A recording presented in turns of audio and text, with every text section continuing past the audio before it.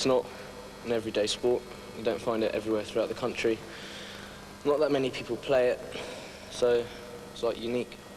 Its uniqueness, it is hoped, will provide a special cachet for the new Harbour Club, an exclusive sports development being built in Fulham, which alongside 12 indoor tennis courts has installed a real tennis court under the car park.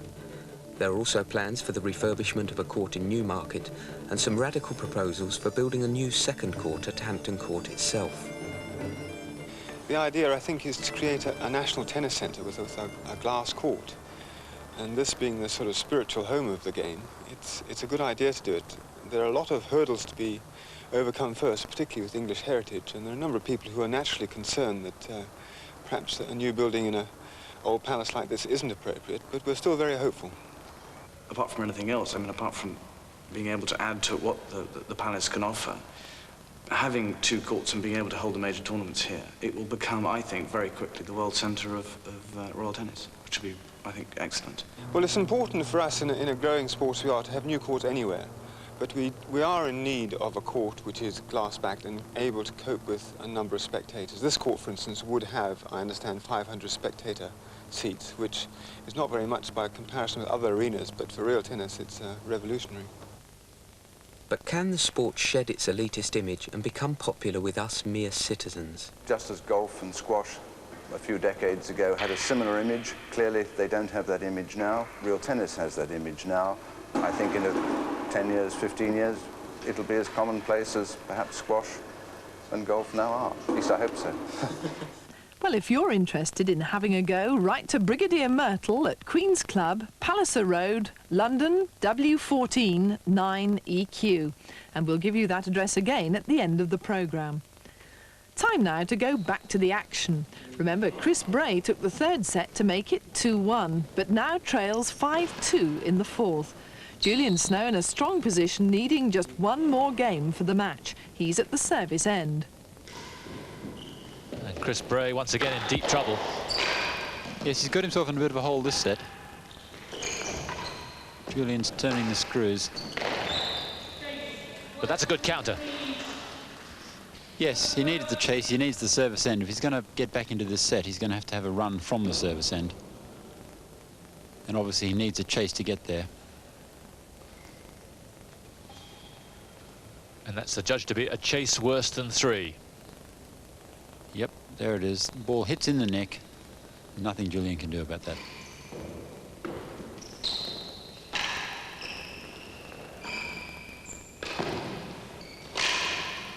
Julian's still working away at the tambour. That's good tactics. That's a second chase. He's taken that ball off the tambour and hit it into the galleries to give himself a second chase and get straight up to the service end, hopefully to start that run he needs.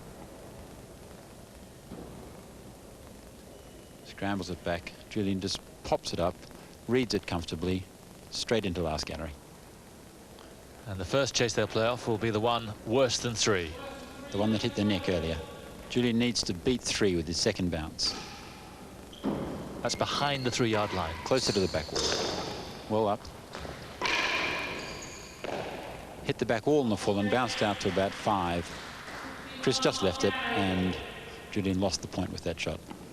This is a good shot. This is going to be closer to the wall than 3. Chris hits it back, comes up, just lets it go, bounces out down the court and loses the point.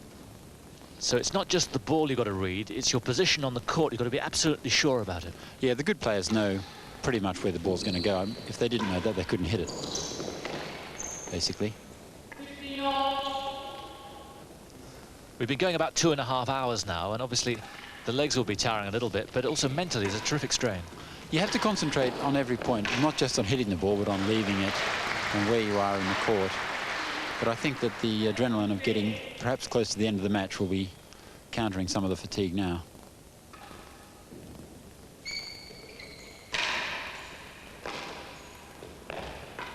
It's a good shot. Julian's just working away on Chris's backhand. Seemed to take his eye off the ball there. Yes, he seemed to lose concentration. Perhaps he misread it out of the corner.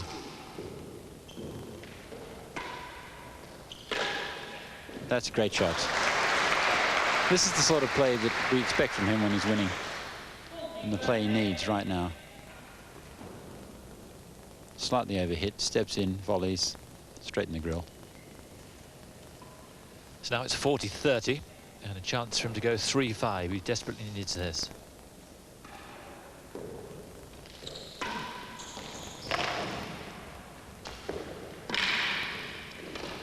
That's a great shot by Julian. Put pressure on in both corners, plenty of cut.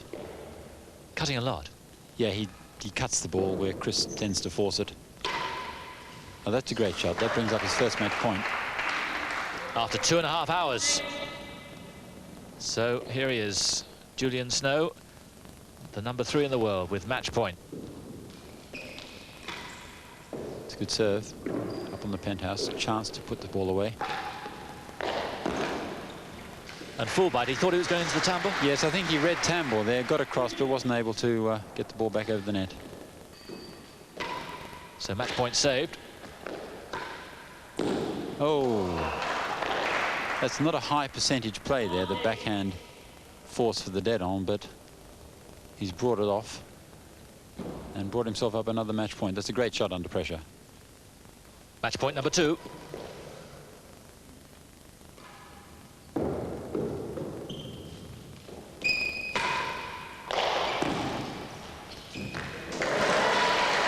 Fantastic save. If he'd missed that grill, he's come down the court and hit it in the grill. If he'd missed that, he's going to be horribly out of position and under serious pressure. So the professional from Petworth just hanging on by a thread at the moment. Yes, Julian out of position. He slightly misread that ball, but ended up leaving it so he could get a chase and get up the serving end. And the chase is hazard better than the yard. Still deuce.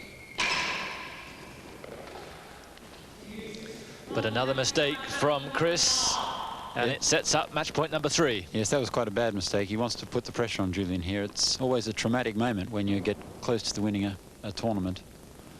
Julian will be feeling the pressure as much as Chris at this stage, and giving away a free point at a time like that will be disappointing for him. So the chase that's been set, hazard better than the yard.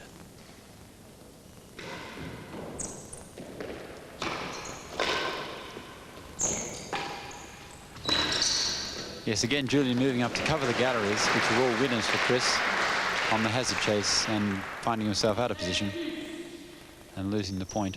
Back to deuce.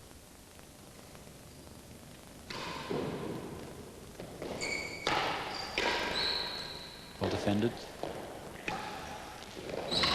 That's a change of tactics for Chris. He's been tending to hit those at the dead on. He slided that one into the backhand corner.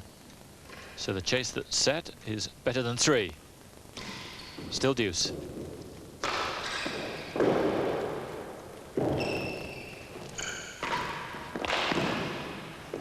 That's great recovery. Oh, well put away. Pressure on then from Julian. Yes, he's going to have to get it soon. He's getting heaps of match points here. You can't see Chris keeping this up. This is a brilliant recovery, half volley off the side wall, but Julian followed it up and just put it away into the grill. How many match points is that, son? This is the 4th. But Chris does have the service end this time.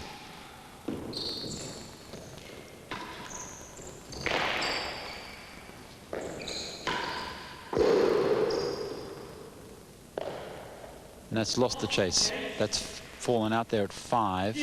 Now playing chase 3, so it's back to deuce.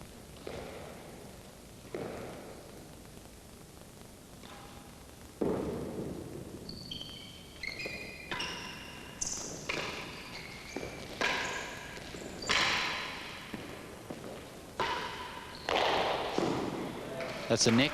Nothing you can do about that one. It's another chase, so Julian will be back down the serving end after this point.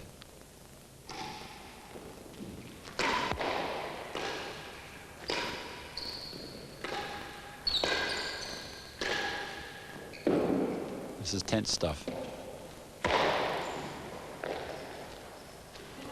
And that was a tense shot.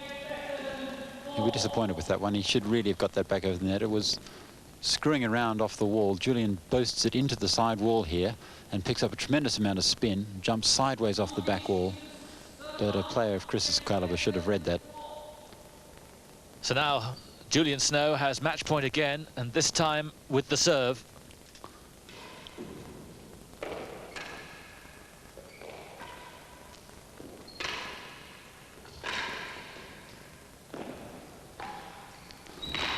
Oh, well played. Well, Julian must be getting a little frustrated now. I think frustrated, putting it mildly. Give you a personal definition of gut churning here, I should think.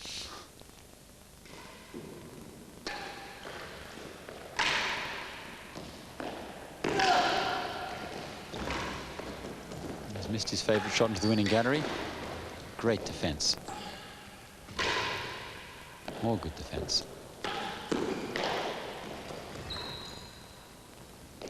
It's a chance for Chris.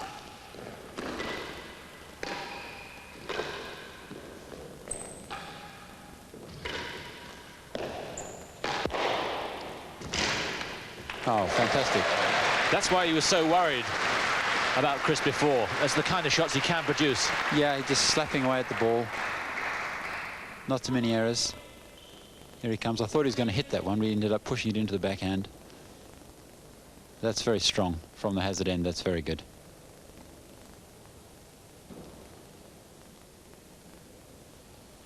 He comes in, and there's the error. So a chance now for Bray to get out of jail. His advantage for 3-5. Yes, and that's the shot that Julian was covering in the previous set when Chris slotted them into the backhand side. So beginning to show the kind of form that we suspected he'd be showing throughout this match, but it might be a little too late. Yes, he's relaxed enough when he's not under the pressure of winning. It backs to the wall time tends to free people up. And it's certainly done that for him here. That's a fine shot by Julian.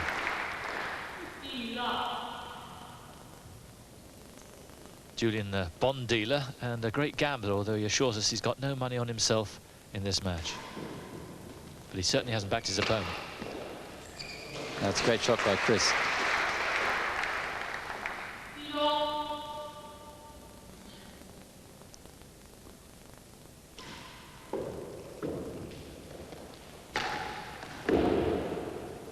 Here's trouble. Yes. 30-15. He had so much time there. Yeah, the ball up on the penthouse. Easy ball, middle of the court. And he put it away.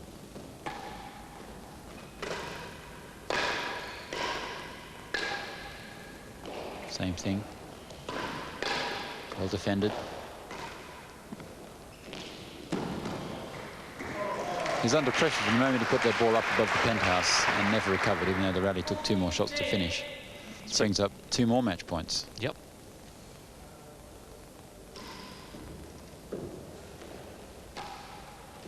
That's clever play. There's no way he's going to continue surviving at the hazard end. He needed to get a chase and get up to the serving end. So he's taken this first opportunity. It's a serve a bit deep onto the back wall, and Chris has just tucked it into the galleries and taken the serve. One thing viewers of lawn tennis may find here is there's a lot of underspin, no topspin at all. There's some topspin only when you're hitting the ball hard onto the back wall in the full. If you're going to hit it onto the floor, then you want to put some cut onto the ball.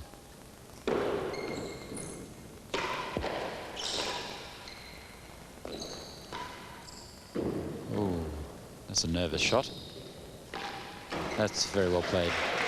When you're playing a chase, all the galleries at the receiving end are winners.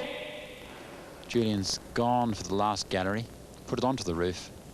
It's come down, Chris has turned inside and just put a forehand into those galleries. Still match point though.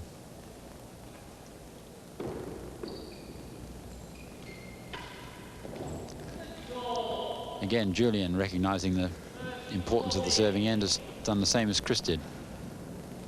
There's the chase the door. There's a lot of scope for Chris to hit the ball to save this match. So 30-40, still match point.